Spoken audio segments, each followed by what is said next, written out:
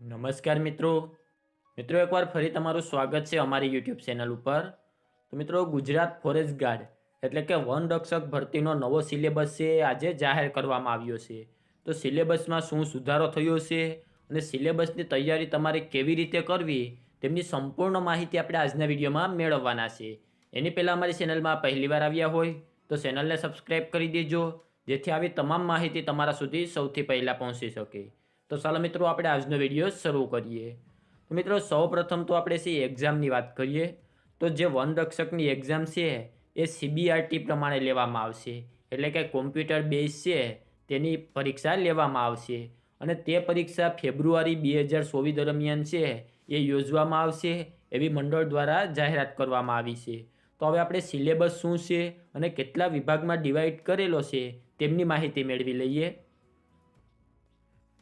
તો અહીંયા વન રક્ષક એટલે કે ફોરેસ્ટ ગાર્ડનો સિલેબસ છે એ ટોટલ 4 વિભાગમાં અલગ અલગ ડિવાઈડ કરેલો છે। એમાં વિભાગ 1 છે, એમાં સૌ પ્રથમ આવશે ઇતિહાસ।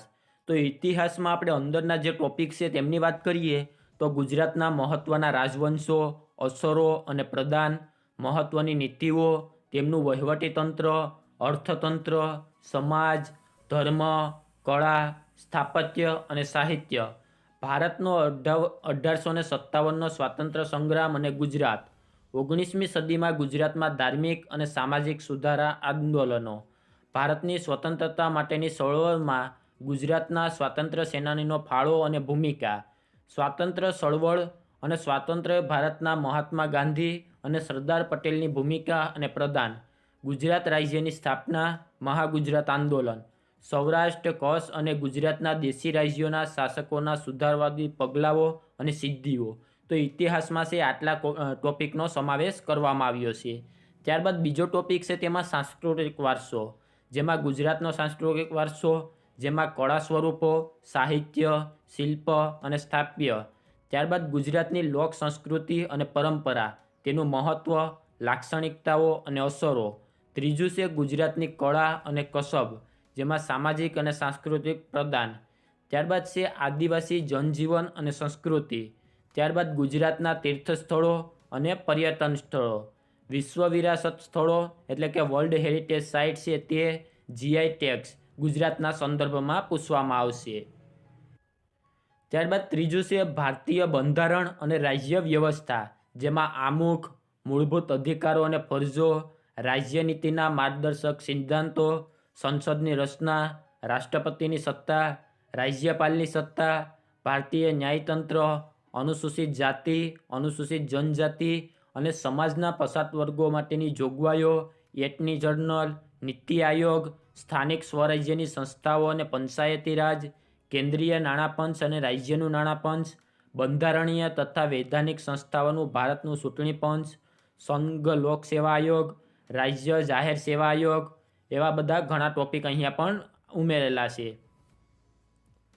ત્યારબાદ ભૌતિક ભૂગોળની વાત કરીએ તો તેમાં વાતાવરણની સંરચના અને સંગઠન, આબોહવાના તત્વો અને પરિબળો, વાયુ સમુષ્ય અને વાતાગ્રહ, વાતાવરણીય વિભોક્ષ, ચક્રવાત, જલીય આપત્તિઓ, ભૂકંપ, આબોહવાકીય બદલાવ, ત્યારબાદ ગુજરાતની ભૂગોળ, જેમાં ગુજરાતના વિવિધ ભૂમિ સ્વરૂપો, ગુજરાતની નદીઓ, પર્વતો તથા વિવિધ જમીનોના પ્રકારો, ગુજરાતની સામાજિક ભૂગોળની વાત કરીએ તો તેમાં વસ્તીનું વિસ્તરણ, વસ્તી ઘનતા, વસ્તી વૃદ્ધિ, સ્ત્રી પુરુષનું પ્રમાણ, સાક્ષરતા, મહાનગરીય પ્રદેશો, વસ્તી ગણતરી 2011 જે ગુજરાતના સંદર્ભે પૂછવામાં આવશે।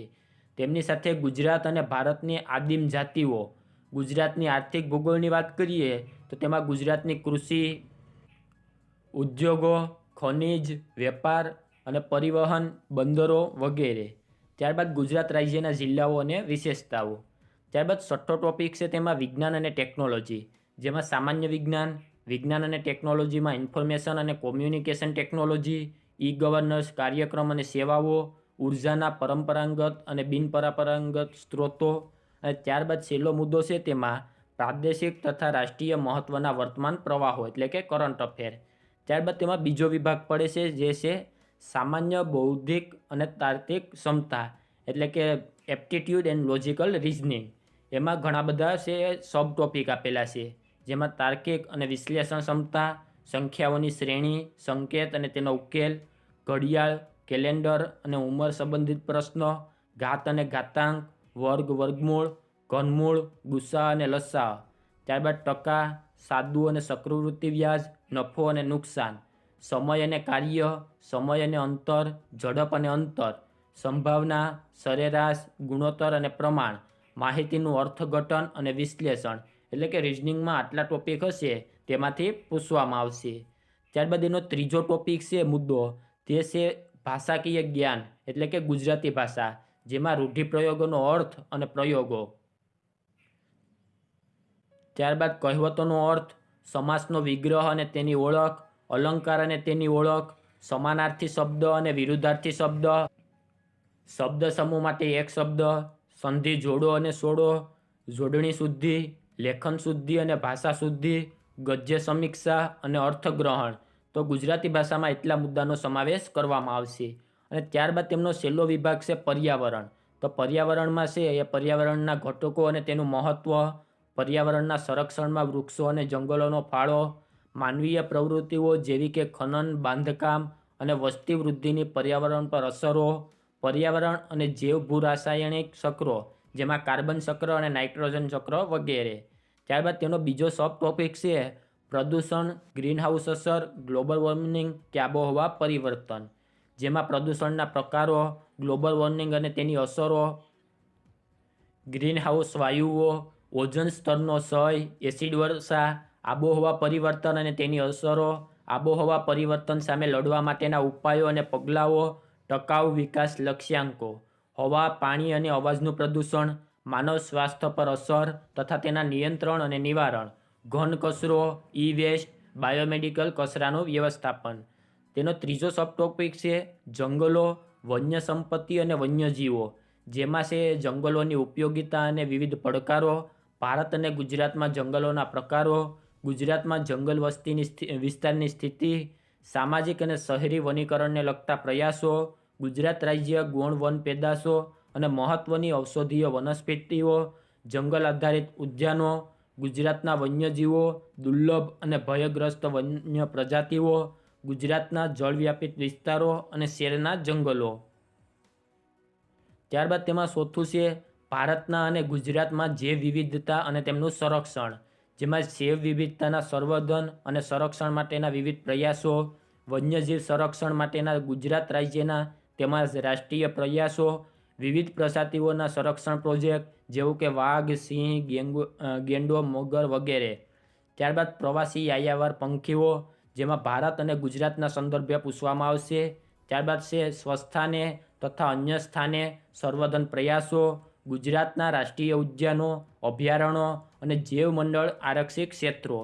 ત્યારબાદ પાંચમો છે વન અને પર્યાવરણને લગતી મહત્ત્વની સંસ્થાઓ, જેમાં રાષ્ટ્રીય હરિત પ્રાધિકરણ, વન અને પર્યાવરણ સંબંધિત ગુજરાત રાજ્યની વિવિધ સંસ્થાઓ અને પર્યાવરણને લગતી વિવિધ આંતરરાષ્ટ્રીય સંસ્થાઓ.